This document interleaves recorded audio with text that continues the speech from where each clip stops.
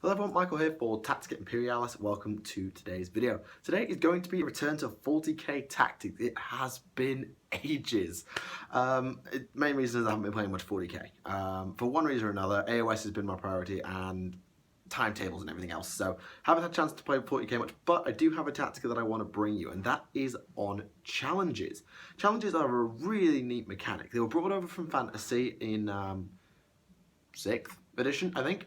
Could be 7th, probably 6th, which allowed characters to go head-to-head in epic fights. No longer did you have to set up with your opponent, I want your character to fight my character. Now you had a rule that allowed you to do it, and damn was it fun. Of course, there are a bunch of extra rules that went along with it, and with it comes a bit of tactics. So, let's talk tactics. This is a hard one, because challenges are such a niche option that some armies don't even care. But some armies rely on them. See Chaos Space Marines, who have the Chaos Boon Table and whatever it's actually called. I still call it Eye of the Gods, which is what Chaos Warriors had in Fantasy. I think they do have a sort of rule other than Chaos Boon. Anyway, whatever it is, challenges sort of vary depending on who you are. So, here's the first question. Do you tool up for challenges? Or do you just tool up generally? Well, there's not much difference anymore. The problem with 40k at the moment and challenges is that most characters are the problem, so you need to kill them. And the other big problems in the game are monsters, walkers, depending on who you are, and so dealing with them kind of is what your HQ is supposed to do anyway. There are not many HQs in the game who are particularly not customizable ones, who you build for mowing through infantry. Mowing through tons of dudes is generally left for named characters or your guns, because you have a million of them. What your characters are there to do, at least if you have combat ones, is take out other enemy characters, because sometimes they just don't die. A la Thunderhammer and Storm Shield and Eternal Warrior and all that other BS that goes on. Anyway, so dealing with characters and doing challenges is kind of like equipping in the same way. The only difference is sometimes you will look, instead of investing in that power sword that will give you the option against dudes and maybe some characters, you might invest in a power fist that will give you the chance to absolutely one-shot dudes in challenges. That's the only real difference. Look for instant death. If you are going to do a full, this guy is winning all my challenges dude, think of instant death first. Either giving yourself instant death with something like a force weapon if you are running a librarian option, or avoiding it, getting Eternal Warrior, getting a toughness boost like Iridium Armor for Tau, all about staying alive through the hits in order to dish it out. Of course, if you don't have those options, just a good invuln and a good high strength weapon will do the job absolutely fine. It depends on what your codex allows you to do. If you are anyone who's not a beat stick, don't bother. Sergeants, never. Sergeants don't take extra weapons because they're expensive as hell. Chaos Space Marine Sergeants are the one exception. The one exception. Because they have to challenge. And so giving them just a throwaway power sword for the off chance of turning into a Demon Prince, or getting your stats boosted in some way, that's worth it. Doing it on just a guy who's going to kill another guy, not really relevant. So Space Marine Sergeants, Guard Sergeants, Orc Knobs, although Orc Knobs have to take Power Claws anyway for obvious reasons. But if you're just a dude who has a decent stat line and just maybe do I take a Power Sword or something, don't bother unless you actually really need it. So again, don't tailor for challenges unless you are building a HQ who's designed to beat other HQs into the dust. In which point instant death is your friend. Right, now, here's probably the most interesting question. Do you challenge, or okay, when should you challenge? When should you not challenge? When should you accept? When should you refuse? There is a lot of skill going into when to challenge and who to challenge with. It may be tempting, it's like, my glorious hero will take all of you on, I challenge you. Yeah, that's not gonna help when you're against a super fast, instant death monstrous creature who's, let's say, got force for some arbitrary reason. Let's say you're against an arbitrary fast dude with instant death and you don't have Eternal Warrior, and you've got a Thunderhammer. Do you want to be challenging this person? No, you friggin' don't. Because he will one-shot you. and then you're going to cry because your super character got wrecked. That is what sergeants are for. Sergeants are not there to win challenges. Sergeants are there to be wound sponges and shields, and that's it. If your war boss is about to go up against that big scary demon prince, oh well, I'll throw the knob in the way. The boss knob for this squad can take the challenge for one turn, giving my war boss a round to swing at him before he's forced to go into a challenge and get murdered. Simple things like that, really. All you've got to do is think, am I expecting to die before I get a chance to kill him? If the answer is yes, and you have someone who can get in the way, get in the way. This particularly applies against lone characters or monster characters, because you can still attack them if they're on their own. That's so helpful. So let's say it's the Swarm Lord. Let's say it's the Swarm Lord. You've got a 4-sword packing librarian. He's all ready to go. Oh, he's faster than me. Oh, crap. Sergeant, get in the way of this guy. I've got 4-sword. I'm ready. I can take him on, but I need him to kill you first. That way, I get to attack. And now he's dead. Fantastic. If I'd have gone into that challenge, I'd have just been murdered. So it's all good that that sergeant heroically sacrificed himself for me. Call it whatever you like. But getting in the way, allowing your characters to do it and attack is great. Low initiative characters actually benefit from this. Let's say there's a big beatstick HQ hidden in a squad. Let's say, who am I thinking of? I don't know. Abaddon in a squad of Chosen, because he takes them as troops. Let's say Chosen, because you don't run Terminators for some reason.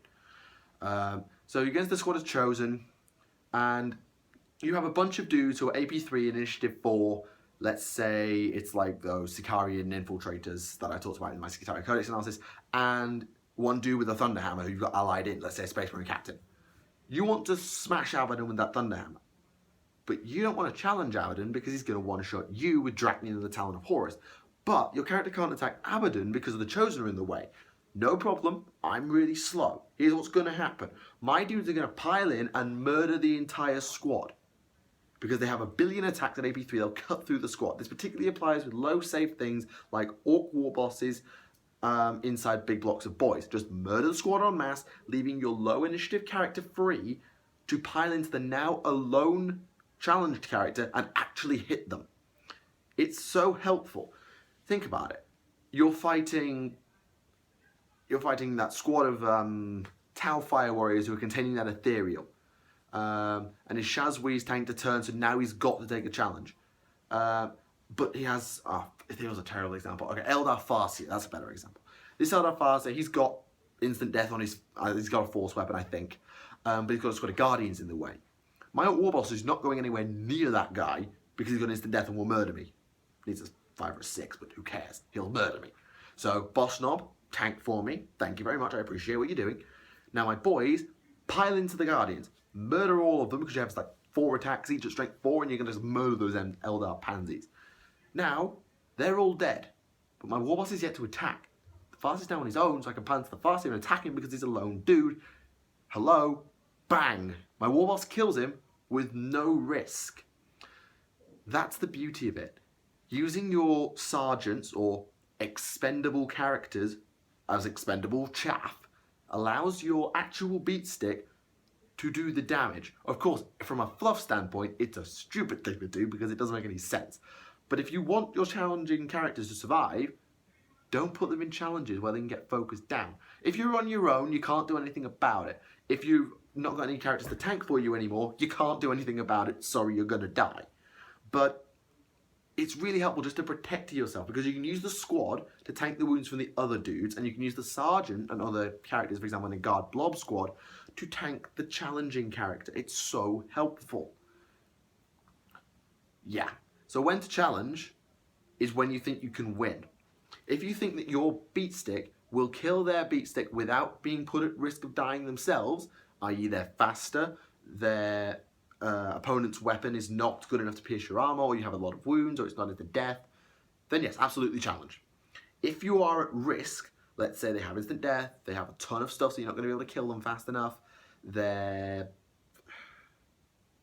very resilient, or something or other, or they're going to kill you, then tank it with the sergeant, let your dude have one go, so he gets basically 2 rounds of attacking it, in some cases, or at the very least gets a shot at it before anything else, which also means that you're doing a chunk of wounds off that your army can then deal with later. Okay, is there ever any reason to refuse a challenge? So let's say I've been charged by that Chaos Space Marine squad, and that sergeant with the power maul is like, "You will die in the name of chaos. You will die. I challenge you." Should my warboss in heavy armor accept that challenge? Not really, because swooning on 3s and ignoring my armor save. That's not fun. Should I be taking this challenge? No. But my knob's dead. He sniped him out earlier. What do I do? Oh no! Well, that's a really tricky question. Here's the way I see it. If you accept the challenge, there is a risk that you die. That is just an unavoidable risk. But what if you say no? You refuse. 1, you can't attack. That's huge. Because if you've got a beat stick character who is then forced to not attack because he's scared of the big scary dude, then you've just wasted that character's potential. 2, your opponent with his beat stick can now attack your entire squad, killing more of your squad than he would if he was having to force his way through your character's wounds, and then leaving your character alone so that when you do have to go into that challenge, you get mobbed down, as I was talking about earlier, and you're still at risk from that big scary weapon.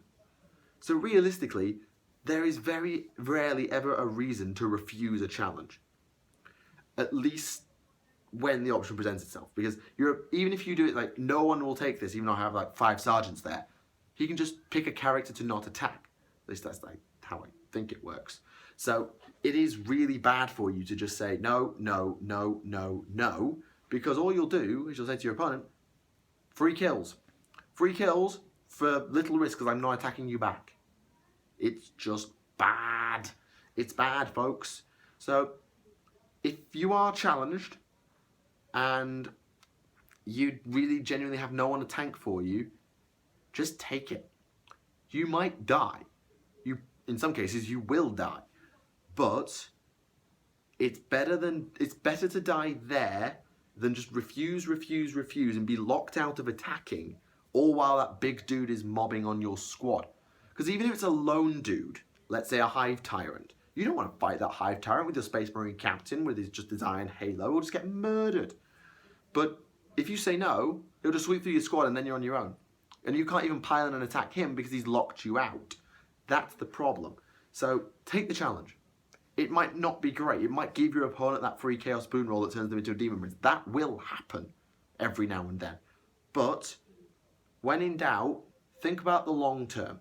Yes, it might be scary to die right now, but is there any way you're going to be able to save that character from dying later? Ever? The answer is usually no.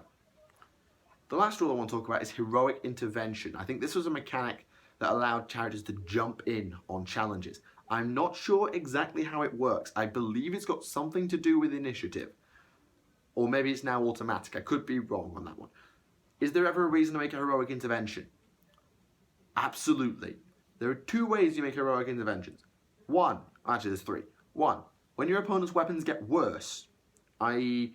they're things like lances, they're things with furious charge, that they're less likely to hurt you in the second round of combat. So now my beat stick can jump in and do the damage. 2, your weapons get better. Sicarii and Rustalker's great example. Their weapons go from AP2 on a 6 to AP2 period in the second round of combat. So maybe you kept your Princeps out for a round and just tanked it with a Ranger Alpha who somehow survived. Never mind, I'm here now and I'm going to murder him. 3, you just countercharged. There are so many powerful things that stalling out for a challenge with a really resilient character, let's say you've got a dude who's just literally packing a storm shield and a chainsword, he's never going to kill Jack, but he's just there tanking and tanking and tanking and tanking. But now you need him dead to get you out of that combat because you're not doing enough damage. Oh well, here comes my Vanguard veteran with a big ass sword. Bad example. Captain, jump back, twin lightning claws. You know what? You're about to die, buddy. My turn. Dead meat. That's when heroic interventions are good. Not saving your butt, but more taking advantage of the fact that you can stall until you need it. Think about it. Their weapons get worse, now I can survive. Your weapons get better, now I can kill them. You've just countercharged, now I've got someone who can actually do the damage. And of course, yes, there is the other option of throwing a sergeant in to take the place of a character who somehow survived a beating from that big ass dude. So let's say your apothecary was forced into a challenge with that dark apostle, and he lived on 1 wound. He's alive. He's keeping your squad alive. It's great. But he's going to die next round. What do? Okay, charge with that assault squad. Sergeant, get in the way. Tank this wound for me. Thank you. That's all you've got to do. Just think about saving your vulnerable dudes and taking advantage of the counter charge / charge bonuses / round 2 bonuses and all that sort of thing. Also, there are some characters that get buffed in challenges. Beware of them. They are scary. But also use them. I mean, it's a niche scenario. The challenge is niche, but it's still useful. And having that rule, forgetting that rule could be really annoying.